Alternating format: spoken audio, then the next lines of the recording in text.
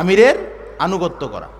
এই 5টা কাজ যদি কেউ করে তো রাসূলুল্লাহ সাল্লাল্লাহু আলাইহি ওয়াসাল্লাম শেষে বলছেন যে তাদখুলু জান্নাত রাব্বিকুম, তাহলে তোমরা নিশ্চিন্তে তোমাদের রবের জান্নাতে প্রবেশ করবে। সুবহানাল্লাহি ওয়া বিহামদিহি। পারবো না এই 5টা আমল করতে ইনশাআল্লাহ? আল্লাহ তাআলা আমাদেরকে এই 5টা আমল করার তৌফিক দান করুক, আল্লাহুম্মা আমিন। এই পর্যায়ে সমসাময়িক কয়েকটা সমস্যা। এক, আমাদের একটা ইস্যু দাঁড়িয়ে গেছে। সূরা লাইল পড়ছেন কখনো? সূরা লাইল মানে কি? রাত। এই সূরা লাইল আল্লাহ তাআলা বলছেন 3 নম্বর আয়াতে, ওমা খালাকায যাকারা ওয়াল উনসা, যে আল্লাহ বলছেন আমি সৃষ্টি করেছি কি? পুরুষ ও নারী। আল্লাহ বলছেন আমি সৃষ্টি করছি পুরুষ ও নারী, কিন্তু বাংলাদেশে চলছে পুরুষ ও নারী, আরেকটা কি ট্রান্স জেন্ডার। এর নাম মনে শোনেননি ইতিপূর্বে, এখন শুনতে পাচ্ছি। এটা একটা মনে রাখবে, এটা মারাত্মক চক্রান্ত। আমি আপনাদেরকে বলি, আমার ছোট্ট একটা পর্যালোচনা আপনাদেরকে তুলে ধরি। ট্রান্সজেন্ডার হিজরা বলি আমরা এটা। তাহলে এটার ব্যাখ্যাটা কি? আল্লাহ যে বললেন যে আল্লাহ নারী ও পুরুষ ও নারী সৃষ্টি করছেন, তাহলে এই যে 3 নম্বর যে একটা বলা হচ্ছে জাতির কথা, এটার কথা তো কোরআন বলেনি, বলছে? তার মানে এটা ব্যাখ্যা কি? আপনারা বলেন, যদি কারো চোখ না থাকে তাকে আমরা কি চোখ প্রতিবন্ধী বলি না? কারো যদি হাত না থাকে তাকে কি বলি? হাত প্রতিবন্ধী বলি না? কেউ যদি কানে না শোনে তাহলে যে কান প্রতিবন্ধী বলি না? কারো যদি পা না থাকে তাহলে তা কি বলি? পা প্রতিবন্ধী বলি না? তাহলে যার যে জিনিসটা নাই তাকে আমরা সেই প্রতিবন্ধী বলি না? বলি না? তাহলে যার লিঙ্গের সমস্যা সে কি প্রতিবন্ধী? সে লিঙ্গ প্রতিবন্ধী। কিন্তু না, এখানে যে বিষয়টা বলা হচ্ছে সেটা একটা বিদেশি চক্রান্ত, মনে রাখবেন এটা। আপনারা কি জানেন এখানে আমাদের সাথে হিন্দু সমাজের বসবাস আছে না? হিন্দু মহিলাদের একটা বৈশিষ্ট্য জানেন? তারা কিন্তু দেখবেন কখনোই মাথায় ঠিক মতো কাপড় দেয় না, খুলে রাখে না। আর কোমরটা কি রাখে? ঢেকে রাখে, নেই খোলা রাখে। এবার ওই ট্রান্সজেন্ডার যাদেরকে আপনি বলছেন তাদের দৃষ্টি খেয়াল করেন তো, এবার তারা কি করে? একই কাজ করে না? একই কাজ করে না? করে না? যারই ফলশ্রুতিতে এই যে বইগুলোর মধ্যে যে ঢুকানো হচ্ছে, এইটা মূলত আমাদের এক শ্রেণীর মানুষকে, যদি কেউ মেয়েই হয়ে থাকে তার জন্য কি পর্দা ফরজ না, সে যদি মুসলমান হয়? কিন্তু না, এই চক্রান্তের সামিল হয়ে আজকে কিন্তু আমাদেরকে ধোঁকা দেওয়া হচ্ছে। আমাদের মুসলমানকে, বিশেষ করে আমাদের মুসলমানদেরকে আমরা বলতে চাই যে এখন আমাদের কোরআন নিয়ে হুমকি হয়ে দাঁড়াইছে। এখন কোরআনকেই মিথ্যা প্রমাণের জন্য চেষ্টা করা হচ্ছে।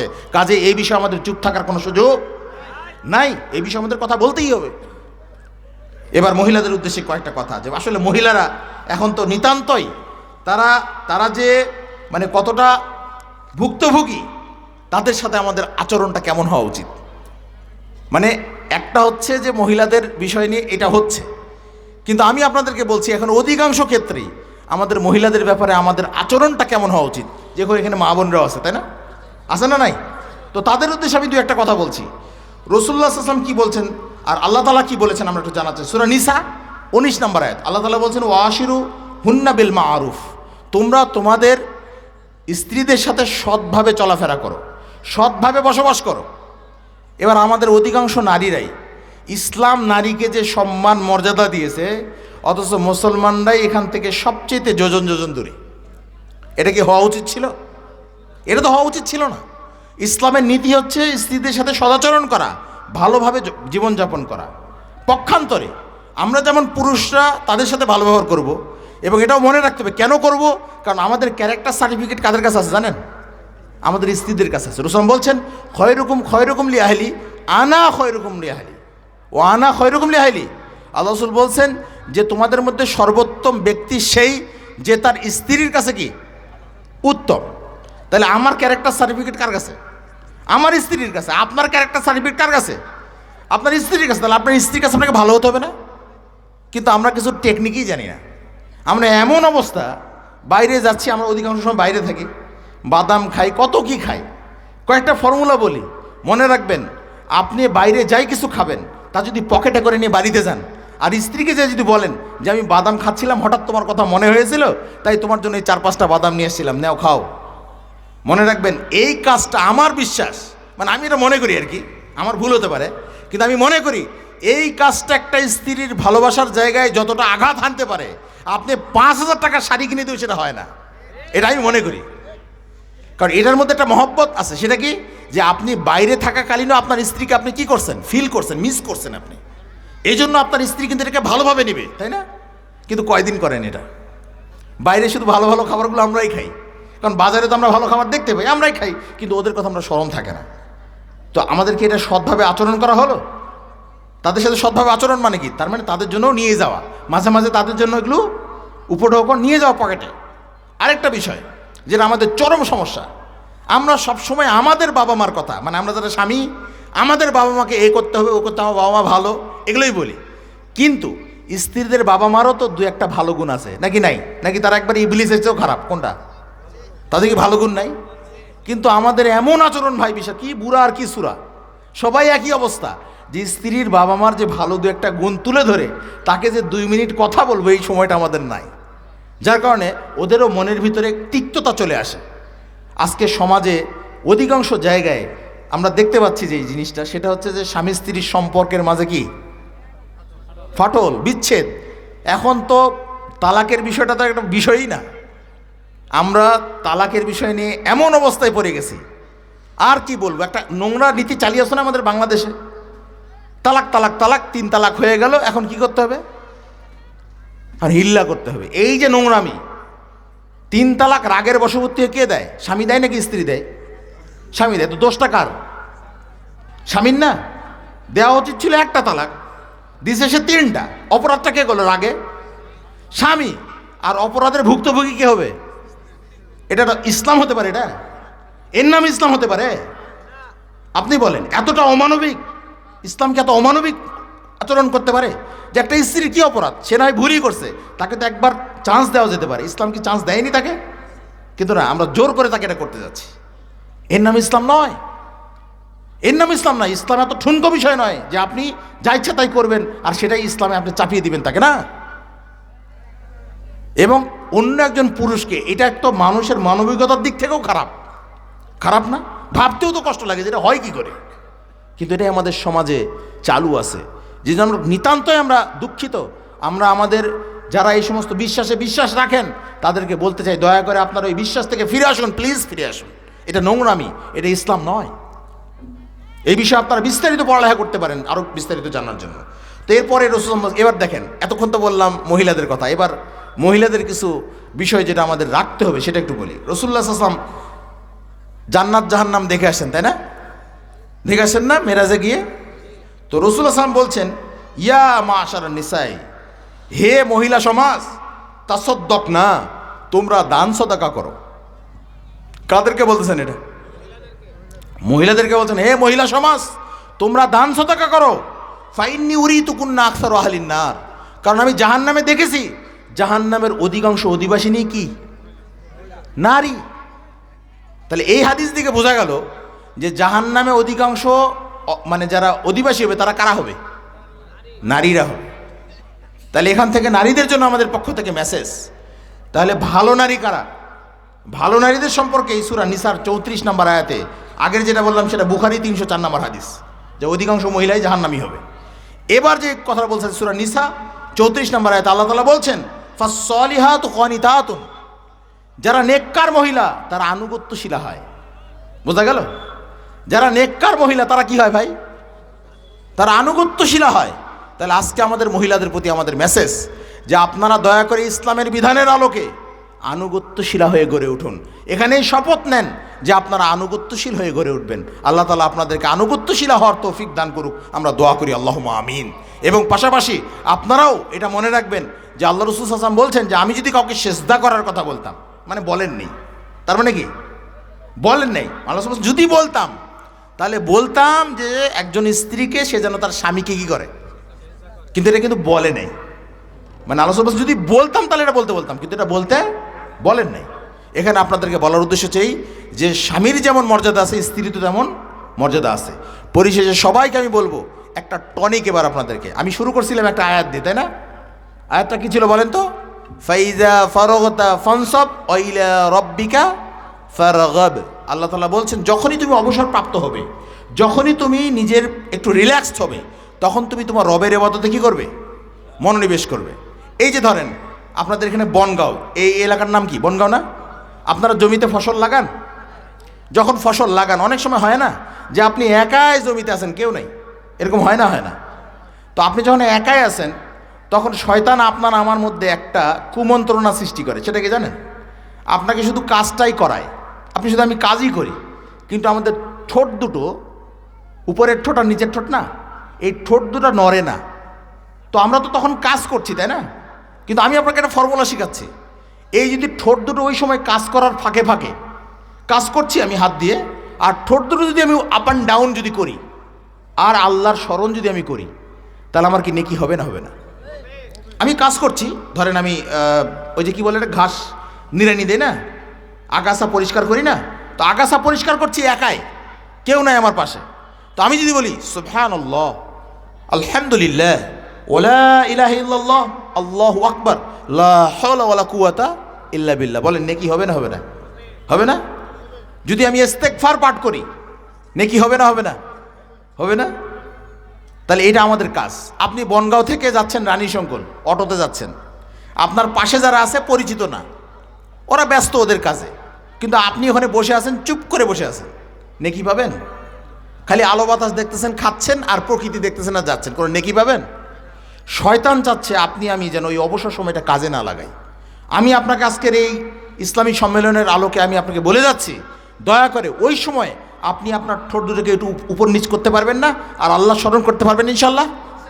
তাহলে কি আপনার নেকি হবে না? হবে না হবে না? মহিলাদের উদ্দেশ্যে বলছি যে একটা মহিলা সাধারণত কি করে, আগে ভাত উঠায় দেয়, তারপরে কি তরকারি কুটে, তাই না? কারণ ভাত হতে হতে তরকারি কুটাটা হয়ে যায়, কারণ তরকারি কুটাটা একটা সময়ের ব্যাপার। তো ভাত তো উঠাই দিল, তরকারি কোটে, এই তরকারি কোটার সময় যদি শুধু তরকারিই কোটে, নেকি পাবে মহিলাগুলা? কিন্তু যদি তরকারি কোটার পাশাপাশি যদি আপ অ্যান্ড ডাউন করে, মানে সুবহানাল্লাহ, আলহামদুলিল্লাহ, লা ইলাহা ইল্লাল্লাহ, আল্লাহু আকবার, এই সমস্ত জিকির যদি করে, নেকি পাবে না পাবে না? কিন্তু আমরা এতটাই গাফেল, ভুলেই গেছি যে এগুলো করলে আমাদের নেকি হয়। ইদানিং আমাদের ঘুম আসে না, সমস্যা না? ঘুম তো আসে না। এই যে ঘুম আসে না, এই ঘুম আসার জন্য আমাদের কি কোনো করণীয় নাই নাকি? আমার জিকির আজকারগুলো নাই, আমি করতে পারি না? দেখুন, আমাদের মহব্বত আর সাহাবায়ে কেরামের মহব্বতের মধ্যে অনেক পার্থক্য ছিল। ফাতেমা রাদিয়াল্লাহু তাআলা আনহা, নাম শুনছেন? ফাতেমা, আবার মা নাকি শুধু ফাতেমা? আমরা কি বলি জানেন? মা ফাতেমা। আয়েশা কে তাহলে? মা আয়েশা। খাদিজা, মা খাদিজা, আবার মা ফাতিমা। তাহলে কেমন হয়ে গেল না? মানে বুঝেননি মনে আপনি? আর এরা তো উম্মাহাতুল মুমিনিন, এরা তো উম্মতের মা, কিন্তু ফাতেমা তো সাহাবী রাদিয়াল্লাহু তাআলা আনহা, কিন্তু উনাকেও মা বানালেন আপনি। এটা আমাদের বলার ভুল না? এই ভুল সংশোধন করতে হবে না? তো ফাতেমা রাদিয়াল্লাহু তাআলা আনহা একদিন আল্লাহ রসুলের কাছে গিয়ে বললেন, আলী তো বলছেন হাদিসে, যে ফাতেমা বলছে যে হে আল্লাহ রসুল, দেখেন আমি পানি উঠাইতে উঠাইতে আমার দাগ পড়ে গেছে। কারণ যারা আপনারা জানেন যে মরুভূমিতে তো পানি উঠাই নিয়ে আসতে হতো, তাই না? এখন তো টিউবওয়েলের যুগ তো সেই সময় ছিল না। তো ওই পানি উঠাইতে উঠে দাগ হয়ে গেছে। তো বলছে আল্লাহ রসুলকে যে আল্লাহ রসুল আমাকে একটা দাসী দিয়ে দেন না, তাহলে আমাকে একটু পানি নিয়ে এসে দিত, আমার একটু উপকার হতো। কিন্তু আল্লাহ রসুল বলছেন, হে ফাতেমা, তুমি কি চাও না যে আমি তোমাকে এমন একটা আমল শিখিয়ে দেই যে আমলটা একটা দাসীর চেয়েতেও তোমার জন্য উত্তম হবে? দেখেন, তখন সাথে সাথে ফাতেমা রাদিয়াল্লাহু বলছেন যে আমি তো এই আমলটাই জানতে চাই, আমার তো এই আমলটাই জানার উদ্দেশ্য, আমার তো ইয়েটা জানার দরকার নাই, দাসীর দরকার নাই আমার, বলেন আমলটা কি যেটা উত্তম হবে? তখন আল্লাহ রাসূল বলছেন, তুমি যদি রাতে ঘুমানোর আগে 33 বার সুবহানাল্লাহ, 33 বার আলহামদুলিল্লাহ, 34 বার যদি আল্লাহু আকবার বলো, তাহলে তোমার জন্য একজন, তুমি যে দাসী চাইলে, এই দাসীর চেয়েতেও এটা উত্তম হবে।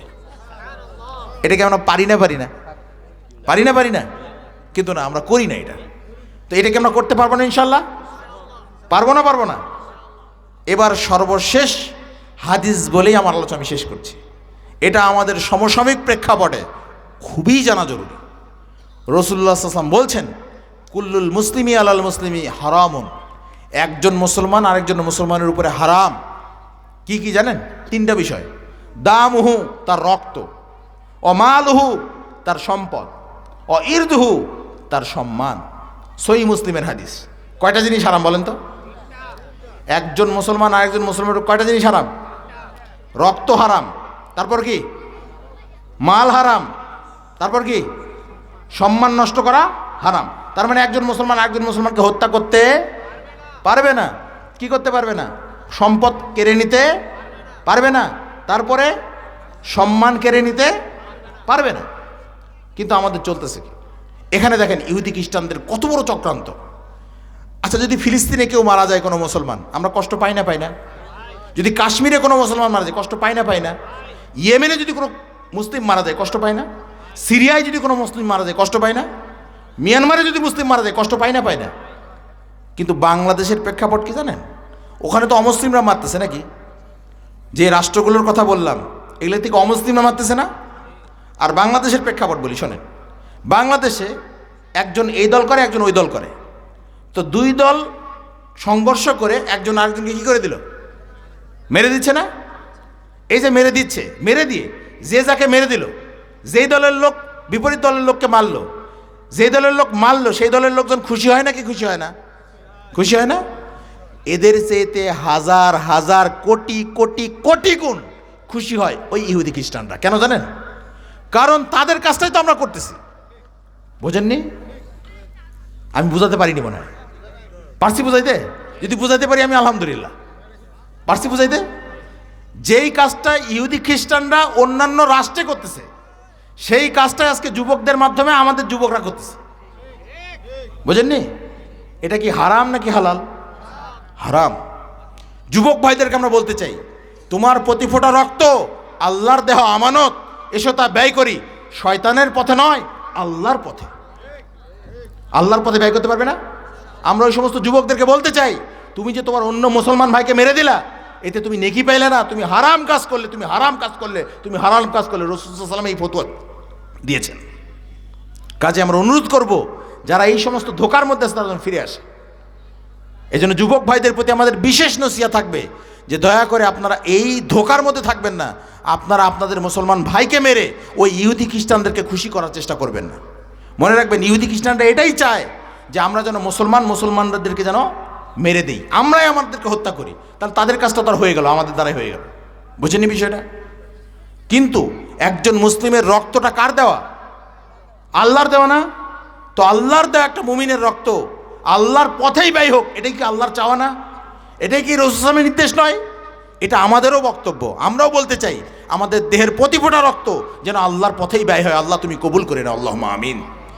শেষ করে দিচ্ছি যে বিষয়টা বলার মাধ্যমে, যে এখানে এসে আমাদেরকে এখানে মৌলিকভাবে শিক্ষা গ্রহণ করতে হবে যে এই তিনটা বিষয় হারাম। একজন মানুষের রক্ত যেমন হারাম, তার সম্পদ হারাম, তার সম্মানও হারাম। কিন্তু এই তিনটা বিষয় এত ঠুনকো হয়ে গেছে আমাদের কাছে যে একজন মুসলমান আরেকজন মুসলমান গীবত বদনাম না করলে তো আমরা থাকতেই পারি না। কাজে অনুরোধ করব আপনাদেরকে যে আমরা এখন আপনাদের সামনে, আমরা তো প্রতিদিন আসতে পারবো না, পারবো তো আপনাদের জন্য আমরা কিছু এখানে বই নিয়ে এসেছি। সামনে রমাদান মাস না? এই যে সিয়াম ও কিয়াম বইটা দেখছেন, দরকার আছে না আপনাদের? বিশুদ্ধভাবে সিয়ামের যে বিধিবিধানগুলো আছে এগুলো আমাদের আমল করা দরকার না? দরকার না? দরকার না? তো এই বিষয়টা জানার জন্য আপনারা এটা পড়তে পারেন। এরপরে ইসলামী খেলাফত ও নেতৃত্ব নির্বাচন, বর্তমান সমসাময়িক সময়ে ফেসবুক তোলপাড়, এই সময় ইসলামী খেলাফত ও নেতৃত্ব নির্বাচন, এই বইটা অত্যন্ত গুরুত্বপূর্ণ একটা বই, এটা আপনারা পড়তে পারেন। 3 নাম্বার, তারুণ্যের আত্মপাঠ ও সমাজ চিন্তা। আজকে যত সব ছোট মানুষ আত্মকেন্দ্রিক হয়ে গেছে, নিজেকে নিয়ে শুধু ভাবে, কিন্তু সমাজ নিয়ে কোনো চিন্তা করে না। এই সমাজ চিন্তা যে তারুণ্যের একটা মানে পাঠ হতে পারে, এটাই হচ্ছে এই তারুণ্যের আত্মপাঠ। এরপরে মহিলাদের জন্য পোশাক ও পর্দা, অত্যন্ত গুরুত্বপূর্ণ একটা বই। পোশাক ও পর্দা নিয়েও যে কত ফেরকাবাজি আছে আমাদের মধ্যে, কত যে ফতোয়াবাজি আছে, এই বিষয়টা ক্লিয়ার করার জন্য এই বইটা আপনারা পড়তে পারেন। একটু আগেই বললাম যে মানুষের সম্মান নষ্ট করাটা এখন এত সহজ হয়ে গেছে যে মানুষের সম্পদ কেড়ে নিতে পারে না, অনেক সময় হত্যাও করে না, কিন্তু গীবত বদনাম সবাই করি। এই গীবত থেকে